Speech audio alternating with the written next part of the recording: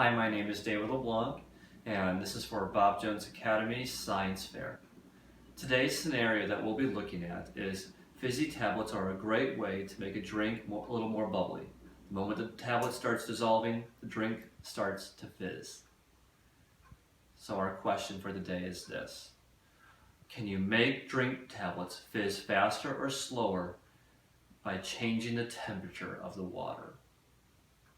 This is our question. So our problem was our scenario. You know that this is possible. And our particular problem that we're looking at is, can you make drinks fizz faster or slower by changing the temperature of the water? So today we have several materials. So if you're writing these things down today, these would be the things that you'd be wanting to write down. What are our materials? Our first one is going to be hot and cold tap water. Is what we're going to be using for our experiment.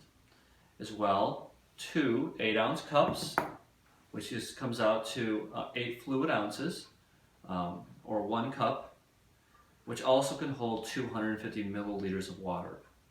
We also have a 2.3 gram tablet for each of these cups, and this is from Fizzy's that will dissolve in the water as you place it in. You also need a timer and a journal to write everything down. And I have 2 thermometers, 1 for each cup, but you could always do this experiment with just 1 thermometer. And finally, a camera or a video camera to help you through this. So now that you have those materials written down, we now have to think about what our variables are going to be. Our first variable that we're going to look at is our independent variable. What are we going to change? What did you come up with? Did you come up with what we're changing is the temperature of the tap water? If you did, you came up with the right answer. The temperature of the tap water we'll be using is what's going to be changing, we're going to change in our experiment. Then you need to write down what your dependent variable is. What is your dependent variable? Did you come up with your dependent variable of, when I place this tablet into here, I'm going to be measuring, that's what our dependent variable is, what we're going to be measuring, which one's going to dissolve completely the fastest. And you'll be able to see this pretty clearly, even here on this video hopefully, of what you're able to see inside of this. Finally, we also then need to write down what our controls are going to be. And there's a lot of controls here that we're trying to make sure is going to be the same. One of the things that we're going to keep the same is we're using tap water for both of these. We're keeping the room 70 degrees Fahrenheit in the room right now. We're not outside, there's no wind. We have a level surface. We'll be using the same size tablets. We'll be using the same size cup. We've used the same thermometer, and we're doing this at the same time. One other thing important to do is, even though we're changing the temperature of the water, as I mentioned, we need to make sure that the water temperature is the same for each experiment. So, for instance, right now my temperature is, looking at my thermometer for my water here, is 40 degrees Celsius. Each time you do your experiment, you need to get as close to 40 degrees Celsius as you can for each trial. And for my cold water, it's 15 degrees Celsius. And so, even if you're doing it in Fahrenheit, you need to make sure that you have it in the correct temperature each and every single time. It should be as close as you can to the same temperature. So even though that's our independent variable, we still need to be controlling what our temperature is each time. Also make sure that when you open these packets, that you're very careful not to break it or let it crack. Also, one thing I could do is also, I'm not going to stir these at all. I'm just going to let them dissolve in the liquid here. Will be there. So those are just a few of the controls. And there's actually even more controls that we could be making sure that are the same for this, but those are just a few. We then, for your science experiment, would be thinking about what your research is. Here's a few special terms here for this particular science experiment that you would need to make sure that you have right. One of them is a chemical reaction. When we place this tablet in here, a chemical reaction is going to take place. So what is a chemical reaction? Also, solution is another important term. Temperature is important. Molecule is an important term. But one of the main ones for this particular experiment, if you looked at the ingredients for this, is it'll say several times this term bicarbonate. bicarbonate. And this particular one actually has a particular ingredient called sodium bicarbonate. And there's other things that contain sodium bicarbonate, such as Alka-Seltzer, as well as Kool-Aid Fizzies as well, all contain a sodium bicarbonate that when placed into water, it begins a chemical reaction. And also we have the vocabulary term, or the research term of reaction time, how long something takes to react. So now it's time to come up with our hypothesis. Which do you think is going to change? Because remember what we're changing. Which one do you think is going to have the fastest reaction time, the quickest one that's going to dissolve the tablet? So write down now your hypothesis.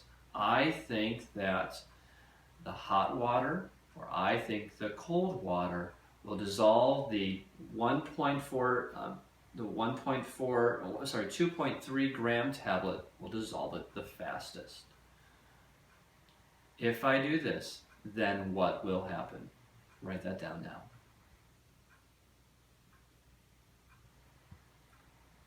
Which one did you decide? Did you decide to have the hot water or the cold water for your guess for this? The next step to do is then to come up with your experimental procedures. Procedure number 1, prepare your drinking glasses in marked containers for 250 milliliters. You will use the same glasses for multiple trials. Then you're going to add each of these into the cups.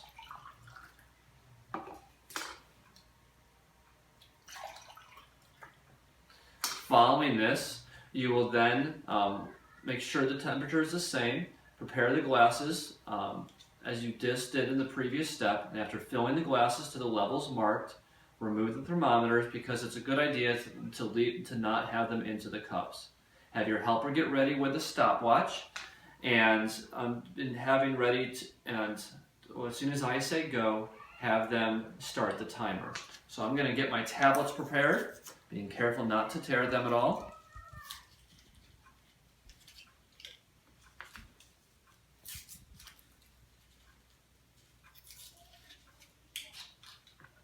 So I have my 2 tablets ready. I'll get my timer out.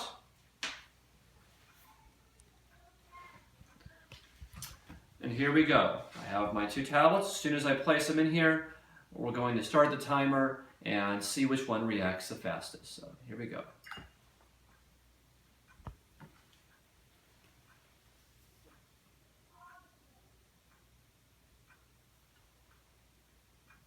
Hopefully you can see from the spot that you're at that both of them are fizzing up quite quickly.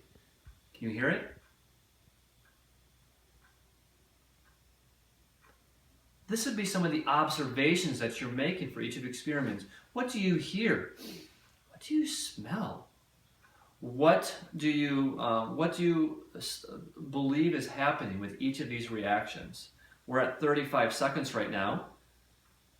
They are still dissolving. One thing that's neat with these tablets is they actually float to the top of the water.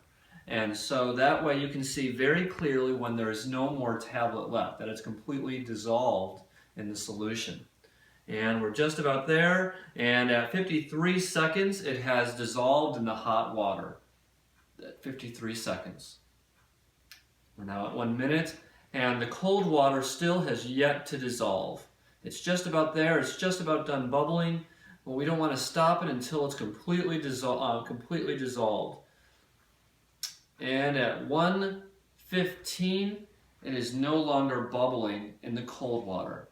So which do you think was the one that reacted the fastest? Was it the one in the hot water or the cold water? If you had said the hot water would dissolve the fastest, you were right. If you had said the cold water, you were wrong. But now does that mean that you have failed in your experiment? Absolutely not. In fact, it just means that you now have a better idea. And you will test your experiment following all the same steps 2 additional times because you need to have a total of 3 tests in order to make sure your experiment was correct. And you could average your 3 times together to make sure that each of the temperatures, you have an average temperature, the average time it takes to dissolve. Now, also in your conclusion, now that we've concluded this, you would state, looking at your 3 observations in the recording down, you would kind of sum up everything you would have in your conclusion. One additional thing you'd want to do in your conclusion as well is to tell me, how would I change my experiment next time? And for you, for your scenario, because you're not going to do it exactly the same as mine, for your experiment, how would you do your experiment differently? Well, there's a lot of ways we could change this. I did it with just hot water and cold water from the tap. We could do boiling water at 100 degrees Celsius versus ice cold water at 0 degrees Celsius, just above freezing water. We could also change our experiment by doing different kinds of liquids. We could do ones of half a tablet versus a full tablet. We could do 1 crushed tablet versus 1 whole tablet. We could try a different kind of material besides the Fizzy company's brand.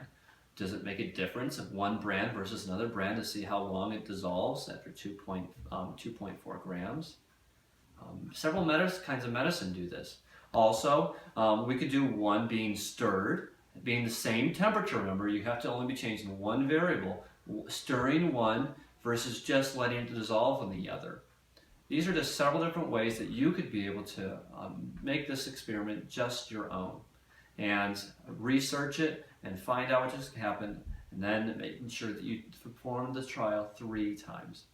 Thank you for your time. Have a good day.